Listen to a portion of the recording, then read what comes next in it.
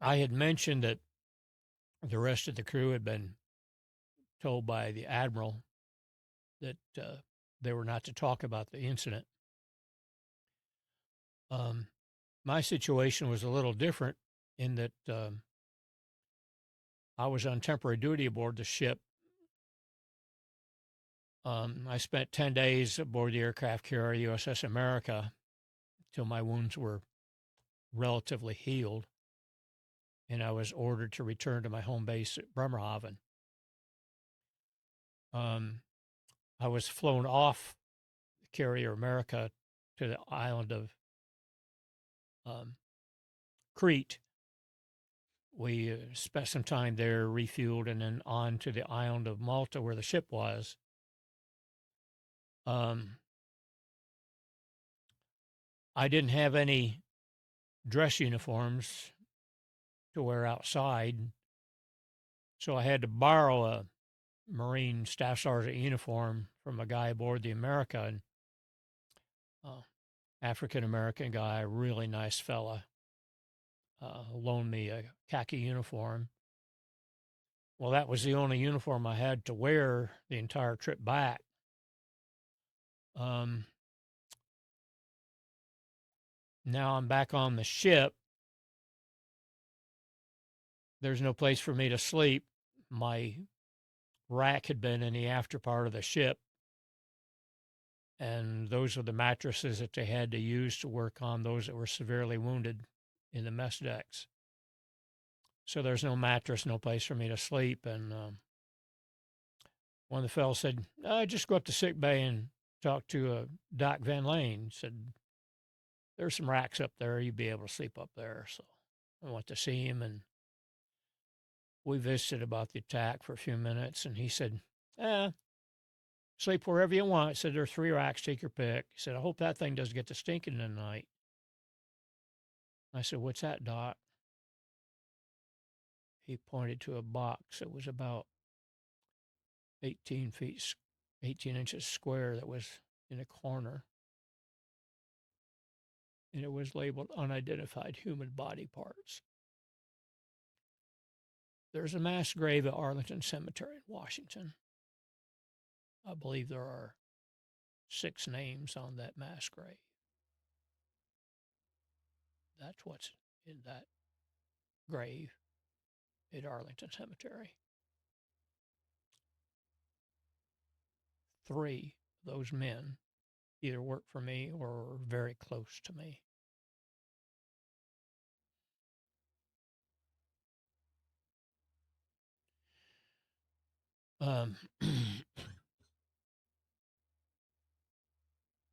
I had fever blisters all over my face. Kind of a yellowish pus was oozing out of them and on the front of my uniform. And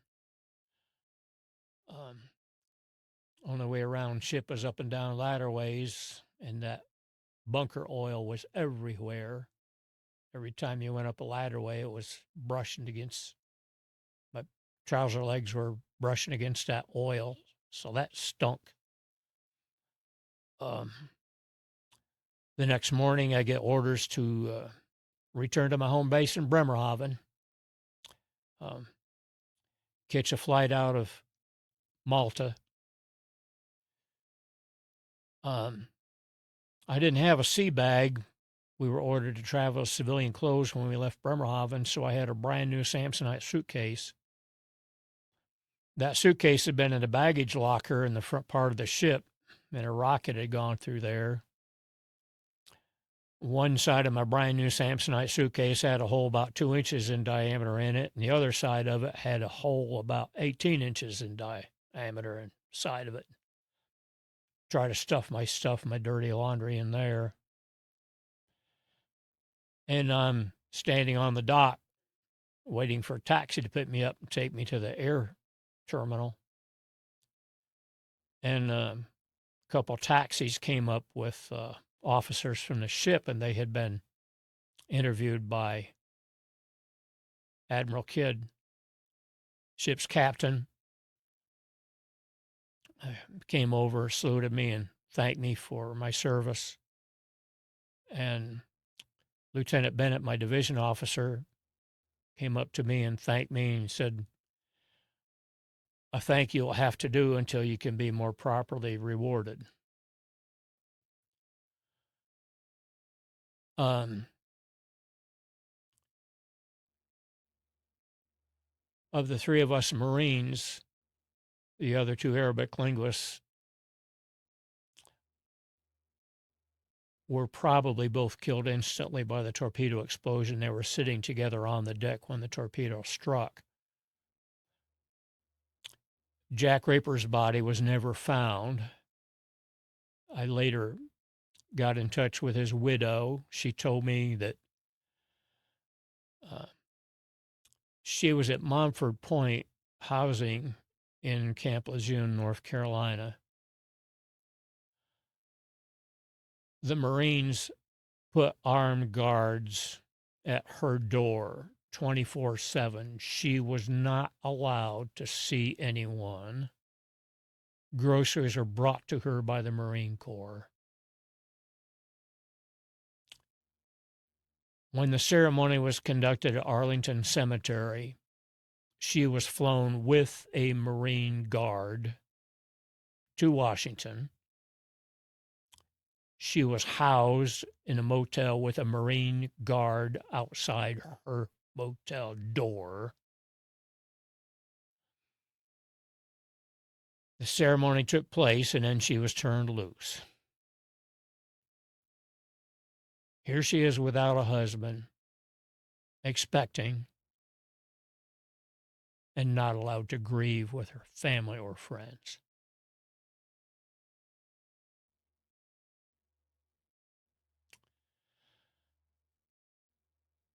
There was talk about a Marine going back and forth from topside down below.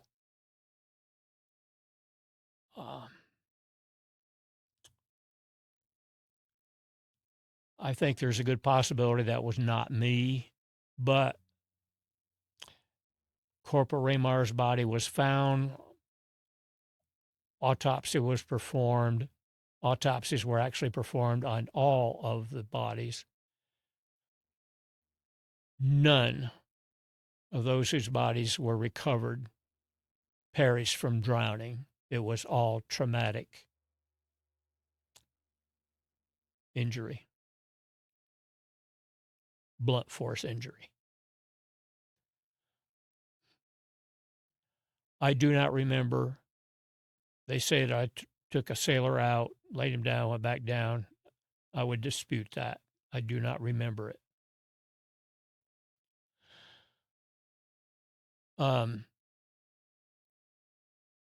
Dave McFagan, it was 30 years before I found out who he was. It was at a reunion at the Washington Hotel, baseball throw from the White House.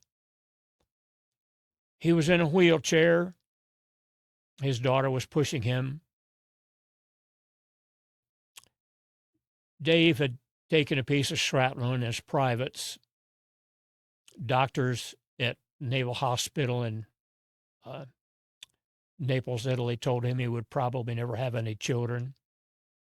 He later had a son and a daughter, and the daughter was the one who was pushing him in the wheelchair when I met him.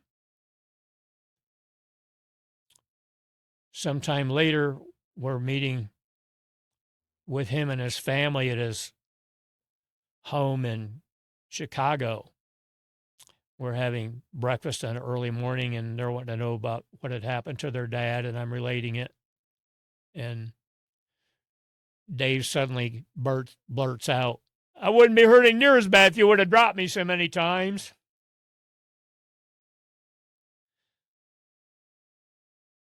The court of inquiry, there were two JAG officers, both of them lieutenants, that were charged with taking care of the legality of the attack. One of them, Merlin Starring, was um, under the control of Admiral John McCain, who was Commander in Chief of U.S. Naval Forces Europe at London. The other was Lieutenant Ward Boston, who was a JAG officer, legal officer for the Admiral Isaac Kidd Court. Years later, Merlin Starling became the Judge Advocate General of the United States Navy, a retired admiral, and he sat here in my living room and related to me stories about what had happened. The roughly 2-inch thick dossier on the attack was full of legal errors which needed to be corrected. He was going through that when he was a lieutenant. He had finished a very short percentage of it, needed to get some sleep. It was full of errors which needed to be corrected, misrepresentations, errors of fact, errors of legality, errors of English. He got some sleep, was back at it the next day when Lieutenant Boston wanted to know how he was coming on the work on the document. He said there is a lot left which needs to be done. I've only finished a very short percentage of it. He left. A short time later, he came back and said, Admiral Kidd needs that report now.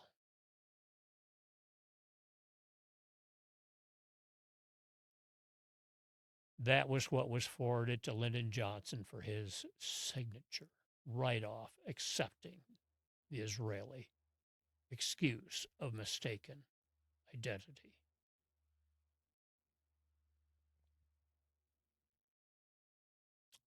We did nothing. We were ordered to silence. My situation was a little unique. Since I was back in Bremerhaven, the Soviets had undergone a major communications change. We were working 12 hours on, 12 hours off. As soon as I reported back, the Marine captain ordered me to stand watch, 12 hours on, 12 hours off. What medical attention I got had to be done on my time off. A Navy JAG officer, lieutenant commander, was sent all the way from the States to Bremerhaven, Germany to interview me. He handed me a thick dossier of papers I was ordered to sign. He never mentioned to me that I was not to talk about the attack on the ship. I did not mention anything outside of secure spaces, but I talked quite freely in secure spaces about what had happened. Some of those men had already seen duty aboard the USS Liberty. Many of the others had already been aboard her sister ships.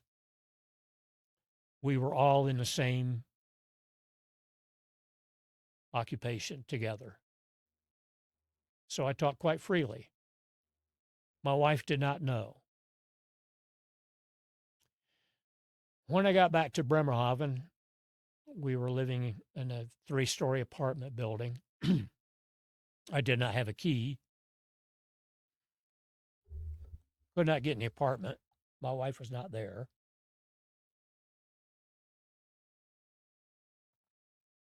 The neighbor across the hall was Betty Bragg.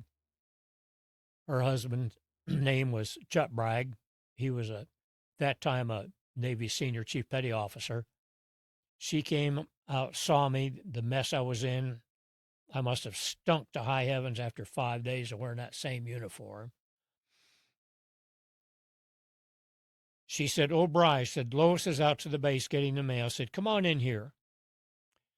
So I went into her apartment, and she sat me over in the corner and said, "I'll get you a cup of coffee." She said, "Lois will be back shortly." I'm sitting there sipping on the coffee, and a short time later, she said, "Oh, here's Lois now." And Lois and the 3 children come upstairs, said, "Lois, you need to come in here."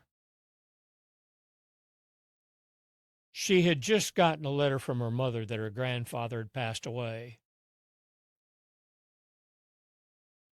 My wife had not a really good relationship with her mother. Her mother was very controlling, but she was her granddaddy's little girl.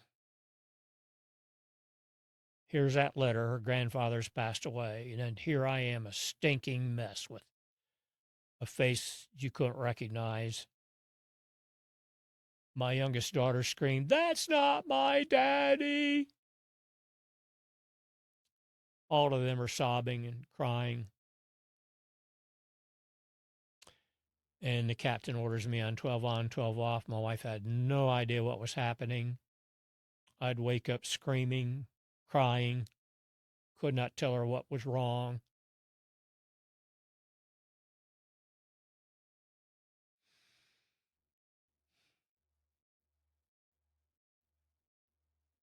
No formal investigation. Ordered not to talk about it. Article 1, Section 8, U.S. Constitution requires our legislature to investigate acts of piracy, violations of the law of nations committed on the high seas. They have never done so.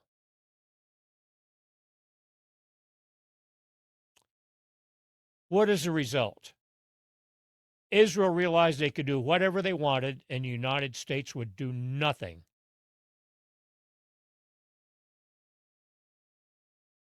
They have attacked their neighbors. They have literally seized the entire Gaza Strip. They are attacking people on the West Bank, killing them, arresting them, harassing them, stealing their land inch by inch. We are furnishing the bombs, 2,000-pound bombs, destroying apartment buildings, hospitals, schools. 70,000 Gaza Palestinians murdered by the Israelis. The entire Gaza Strip in rubble. U.S.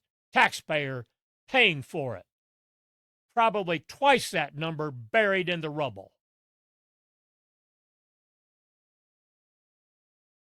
And we have done nothing.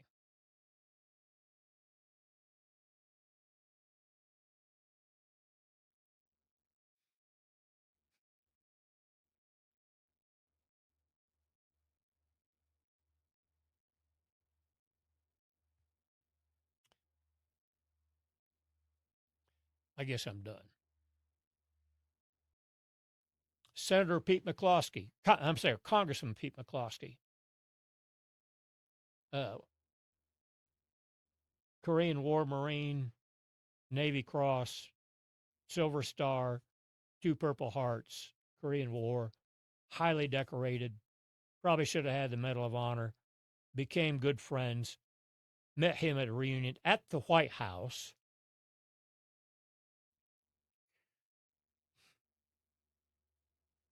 Pete sent me a dossier, 3/4 inch thick dossier on the Israeli pilot that attacked us, that was supposed to attack us and refused to fire.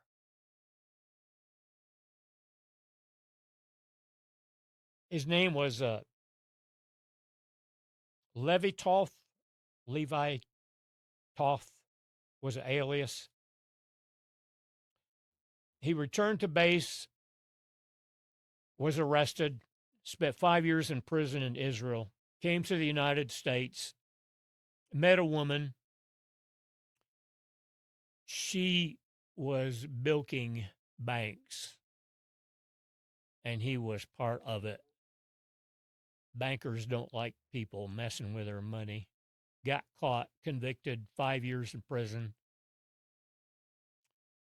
He's getting close to finishing up his prison term. He's here in Springfield, Missouri, 1986, federal medical prison. His lady friend contacts Congressman McCloskey, asks him to come to Springfield to interview him. He did so and gave me a copy of all the documents he had. Mr. Toth feared for his life. When his prison term was up, he was released, traveled to New York City, and disappeared.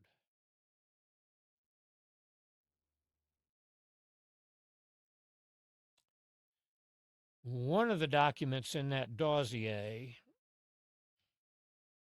was an interview with a former Israeli Mossad agent,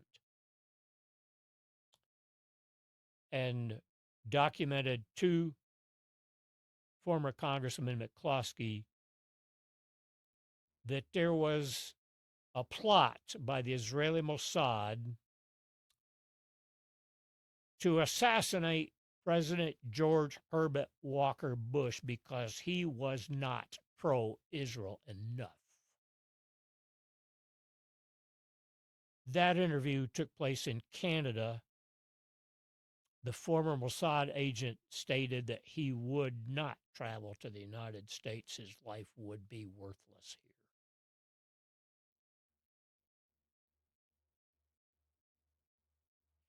And if you like, I can give you a copy of that dossier.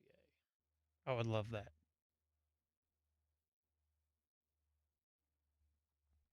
There were also similar claims with the Kennedy files when they released those. I know he was against them having nuclear armaments. He was very outspoken. But Lyndon Johnson turned and looked the other way while fissionable material was stolen by the Israelis. Yes. And it's also proven that they deceived our inspectors whenever they went to inspect the Israel nuclear sites. Yes. I don't know what else I could add. 2 years ago, I traveled to New Hampshire for a state legislature committee meeting. Um, there were 4 of us survivors that testified. Um, it was passed by the legislature and then shot down by the New Hampshire Senate. That was, I think, 3 years ago. There's another attempt going on now.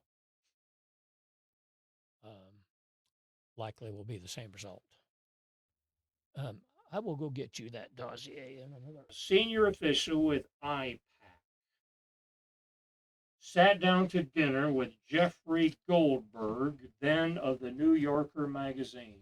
Quote, you see this napkin in 24 hours, IPAC could have the signatures of 70 senators on this napkin, unquote. Have you seen any of the CIA documents that about the USS Liberty that have been declassified?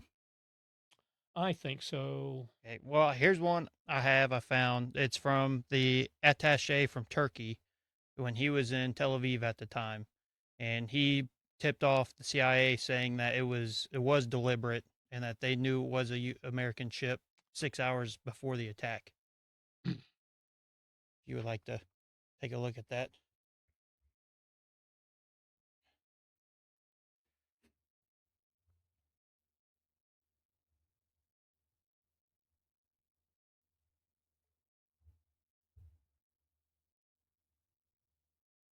And with them being a member of NATO and surveilling the area at the same time, I don't understand why they'd have a reason to lie about something like that.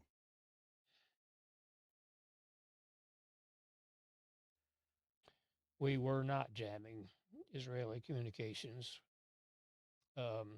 Voice section, 3 of us supervisors, we worked 8 on, 8 off. The 3 of us voice intercept supervisors were told if we picked up a voice target in Hebrew, we were to identify it and drop it. We have what we call a case notation. That's the frequency, the time intercept began, time intercept stopped, and tentative identification. It's case notation. Yes. We were ordered to sign a case notation and drop it. There any Hebrew speakers at all on the? At that time, to my knowledge, there was not, but I learned sometime later that there was one, though it was my understanding he was not in an official capacity as a Hebrew linguist. Okay. And then I have one. I don't know if you've seen it. It was the document that was given to President Johnson at the time, and it's the fully declassified transcript from the helicopters when they showed up. Uh, Codename Jewel on here is the high-profile individual you said that was the son on the torpedo boat. Yeah. They have his transmission, and then Tribune is the home base, and then the 81.5 is the helicopter, and the 81, and Oh my goodness. it says on here, plain as day. Once they say it's an American ship, they tell them stop talking, and they switch to a different channel because they knew the spy plane from Greece was in the air, picking up their transmissions. And And both the U.S. Air Force and U.S. Navy had yes, had airborne. yes, and you can have this if you like. I got plenty of copies. Well, thank you. And then I have another one that was declassified. I didn't print off the full thing, but it's the official deck logbook. They declassified it last year, and your name is in it, along with Ronnie Really? Campbell. Yep. I printed off all the way from the day before to the day after, and nothing's redacted in it. They've released it all, so I didn't know if you had seen this yet No. because it's fairly new, but I printed it off for you to have as well. That must have been like they called me up. There was, I don't know, some.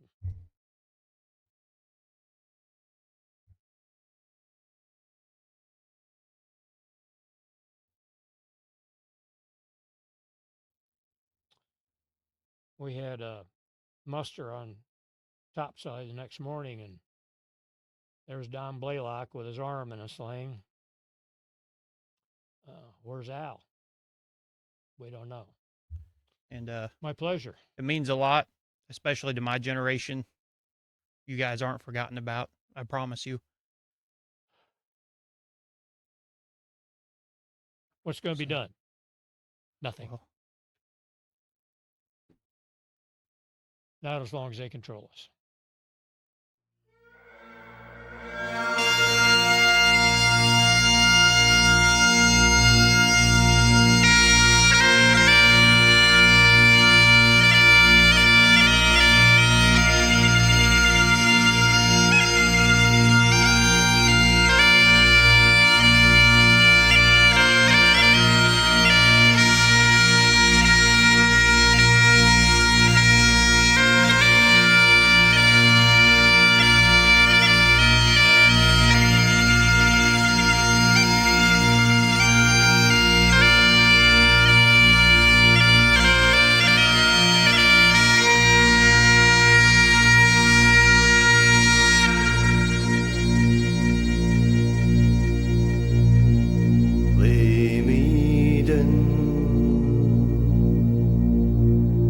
in the cold cauldron